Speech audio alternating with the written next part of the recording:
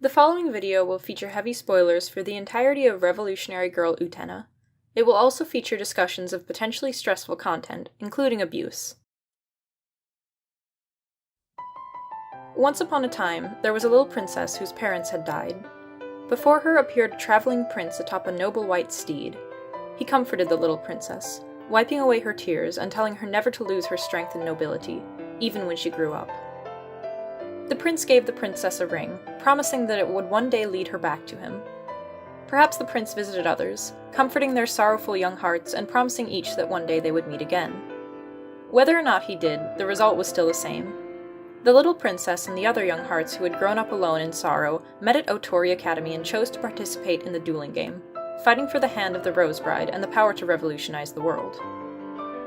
But was that really such a good idea? Utena is a story about people.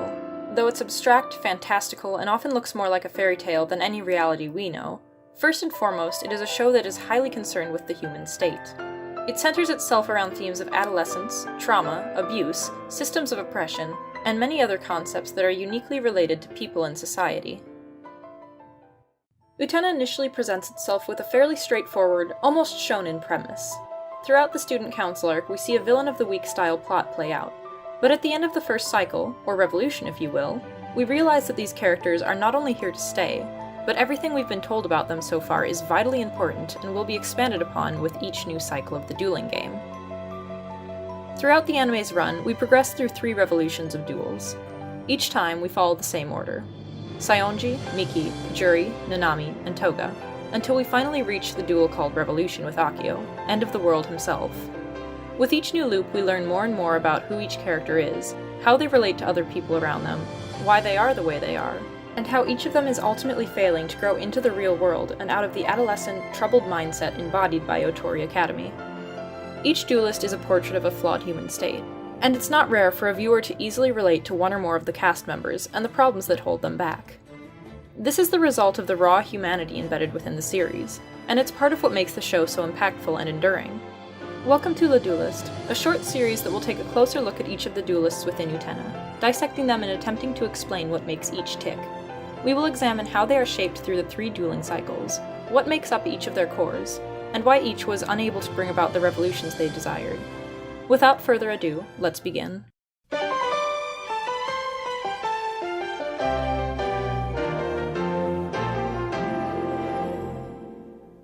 Kyouichi Saionji is the first antagonist we meet, and is the first to fall in each dueling cycle. At the beginning of the series, Saionji is shown to be a major threat and an incredibly vile human being, constantly abusing Anthy and showing blatant disregard for the people around him. Our immediate impression of Saionji paints him as irredeemable, a shallow and cruel human whose idea of love includes frequent physical harm. Though Saionji doesn't grow as much as some of the other duelists, his character goes through a dramatic change after the first few episodes. He gets dwarfed, going from imposing villain to pathetic comic relief. After the first duel, Saionji is bested again and again, not only defeated constantly by Utena, but also manipulated and used by Toga, the man he considers to be his best friend. This idea of friendship is central to Saionji's character. In fact, it's part of the major hang-up that sits at the core of his dysfunction and behavior. Like every duelist in Utena, Saionji is hanging on to precious memories from his childhood, and refusing to move on from the feelings and ideas within them. In this duelist's case, he can't let go of the time he spent with Toga in their youth, a time when he felt they were equals, and Toga not only enjoyed his company, but respected him. However, as time went on, Saionji became increasingly aware of the gap between himself and Toga, and he became so fixated on this gap that he let the resentment and jealousy it caused consume him.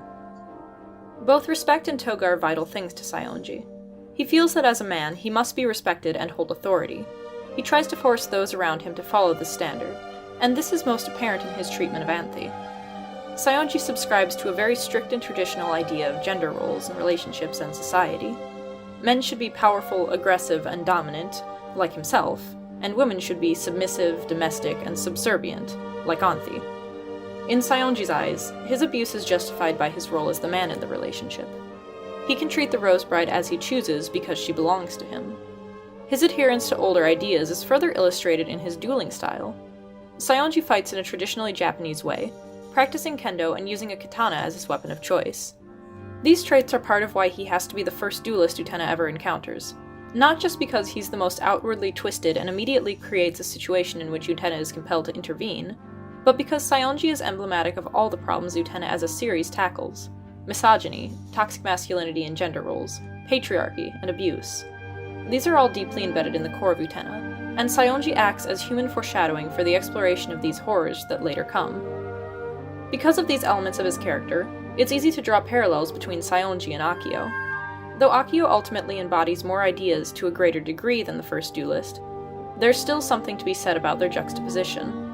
Saionji shows us the most obvious parts of toxic masculinity, the surface which is easy to recognize and condemn, where Akio shows us the catastrophic consequences that a person with power holding these ideas can bring, and how their actions can subtly influence larger systems and normalize harmful cultures.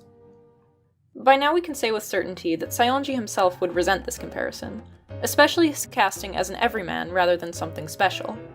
The root of all his aggressive behavior is still his need to be respected. He cannot fathom the idea that he is anything less than extraordinary, and he lashes out when people treat him otherwise. And Toga's constant, sly and almost passive belittlement of Saionji is what has driven him to become a person who is always aggravated and sneering at the world around him. He places so much importance on what Toga thinks of him that he has trapped himself in a world where he cannot be happy. It's this way of thinking that causes Saionji to be manipulated and used time and again by the people around him. Though stubborn to boot, he is ultimately weak-willed and blinded by his own ego to such a degree that he cannot see obvious traps laid out before him.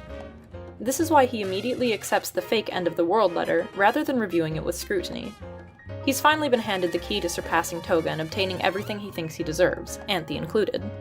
The only true eternity is within him, an endless inferiority complex that will only continue to grow and fester as he refuses to face reality, leave behind the past, and grow into a more level person. The emotionally vulnerable Saionji that we see with Wakaba in the Black Rose Saga is arguably the Saionji closest to growing out of Otori Academy. He is forced to rely on another person for help, and thus recognize a bit of his own failings out of necessity. However, there are still manipulative actions akin to emotional abuse that he takes. Rather than fully facing his problems on his own, he uses Wakaba as a crutch, and forces her to sort out his emotions for him. Any potential room for growth opened by this humbling experience is lost when he falls back into his old habits, namely the conquest of the Rose Bride with reckless disregard for either woman's feelings. Though he experiences major regression here, by the end of the series he has grown to some extent, just like all members of the Student Council have. In the final arc of the series, we see Toga take up Saionji's role to a degree. Toga is dwarfed by Akio, and ends up being manipulated by him. Meanwhile, Saionji openly rejects the call that would have made him the same sort of pawn, recognizing for once that it's now his time to bow out and proceed only with a sensible degree of caution. As a result of Utena's actions within the dueling games, Saionji has gained a greater self-awareness when everything comes crashing down and the cycles end.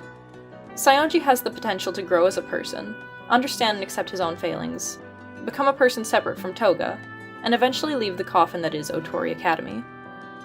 By the end of the series, he still has a ways to go, but he has taken steps toward becoming a more level and complete person.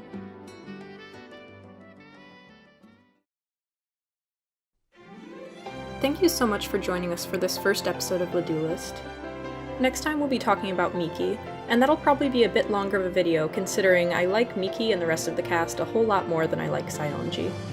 If you have any thoughts or thought I got something wrong, feel free to comment below. I'd love to hear from the Utena fandom, considering they're so underrepresented on YouTube. Thanks for watching.